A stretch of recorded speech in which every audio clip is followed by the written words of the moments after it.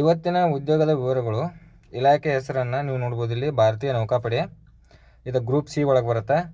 ಹುದ್ದೆ ಹೆಸರು ವಿವಿಧ ಹುದ್ದೆಗಳು ಅಂತ ಕೊಟ್ಟಾನ. ಟೋಟಲ್ 327 ಪೋಸ್ಟ್ಗಳದಾವ. ಮತ್ತು ಇದು ಕಂಪಲ್ಸರಿ ಆನ್ಲೈನ್ ಮುಖಾಂತರ ಅಪ್ಲಿಕೇಶನ್ ಹಾಕಬೇಕು. ಹೋದ ಸಲ ಆಫ್ಲೈನ್ ಮುಖಾಂತರ ಕರೆದ. ಉದ್ಯೋಗ ಸ್ಥಳ ಭಾರತದಾದ್ಯಂತ ಎಲ್ಲಿ ಬೇಕಾದ್ರೂ ನಿಮ್ಮನ್ನು ಹಾಕ್ಬೋದವ. ಹುದ್ದೆಗಳ ವಿವರಗಳನ್ನ ನೀವು ನೋಡೋದಾದ್ರೆ ಇಲ್ಲಿ ಸಿರಂಗ ಅಪ್ ಲಸ್ಕರ್ ಅಂತ ಹೇಳ್ಬಿಟ್ಟು 57 ಪೋಸ್ಟ್ಗಳದಾವ.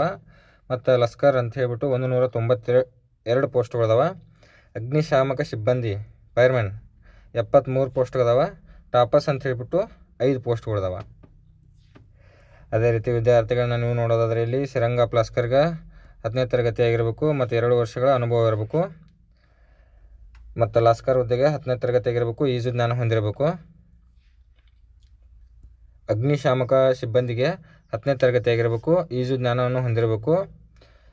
ಮತ್ತು ಟಾಪಸ್ ಹುದ್ದೆಗಳಿಗೆ 10ನೇ ತರಗತಿ ಆಗಿರಬೇಕು, ಅದು ಈಜು ಜ್ಞಾನ ಹೊಂದಿರಬೇಕು.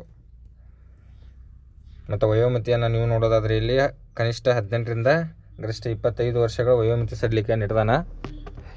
ಅದೇ ರೀತಿ ಆಯ್ಕೆ ವಿಧಾನಗಳನ್ನು ನೀವು ನೋಡ್ಬೋದು ಇಲ್ಲಿ. ಮೊದಲನೇದಾಗಿ ಶಾರ್ಟ್ ಲಿಸ್ಟ್ ಮಾಡ್ತಾನೆ.